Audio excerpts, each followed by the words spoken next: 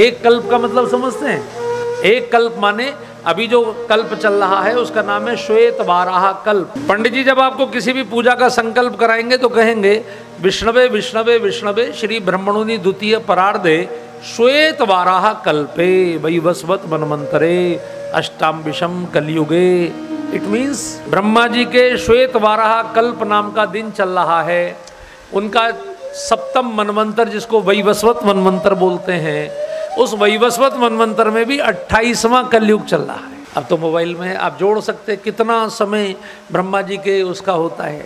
मैं आपको यहीं से बता देता हूँ, आप अपने कैलकुलेटर पे जोड़ लीजिए कि एक चतुर्युगी बीतने में 40 लाख साल लगते हैं। सतयुग, त्रेता, द्वापर, कलयुग, इन चारों को जब आप जोड़ेंगे तो 4,32,000 साल का कलयुग होता है।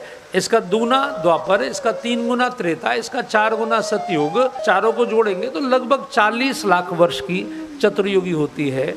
और ऐसी 71 चतुर्युगी 71, 71 को जब आप गुणा करेंगे 40 से तो वो बनेगा एक मनवंतर। और ब्रह्मा जी के एक दिन में ऐसे 14 मनवंतर होते हैं। बात समझ में आई? मैं वैसे ही आपको बता दूं कि 1000 करोड़ वर्षों का ब्रह्मा जी का 24 घंटे का टाइम होता है। जो हमारे 24 घंटे होते हैं, ब्रह्मा जी के 24 घंटे हमारे 1000 करोड़ वर्षों के बराबर होते हैं। जैसे पितर, हमारे जो पितर हैं, अभी आपने पितर पक्ष मनाया था, ये हमारे पितरों का 12 घंटे का समय था जो आपने मनाया। पड़वा से अमावस्या तक ये जो 16 दिन आपने मनाए, ये पितरों के 12 घंटे। यानी पितरों का जो एक दिन है वो हमारे 1 महीने के बराबर होता है, जिसमें हमारा शुक्ल पक्ष पितरों की रात्रि है और हमारा कृष्ण पक्ष पितरों का दिन है।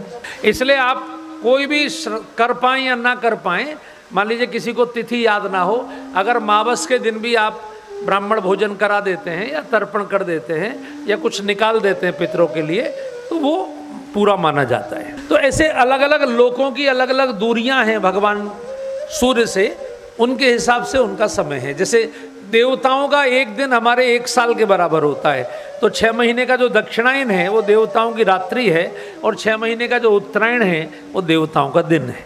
ऐसे 7 लोक हैं, भूर भुवः स्वः मह जनः तपः सत्यलोक। सत्य माने ब्रह्मा जी का लोक। वहां तक पहुंचते पहुंचते उनका एक दिन हमारे 1000 करोड़ वर्षों के बराबर होता है। अगर कोई आपसे कहे कि प्रलय होने वाली है तो मानिएगा मत, चूंकि अभी 250 करोड़ वर्ष ही हुए हैं, अभी उतना ही बाकी है। अभी तो सप्तम मनवंतर चल रहा है, ऐसे 14 मनवंतर गुजरने हैं।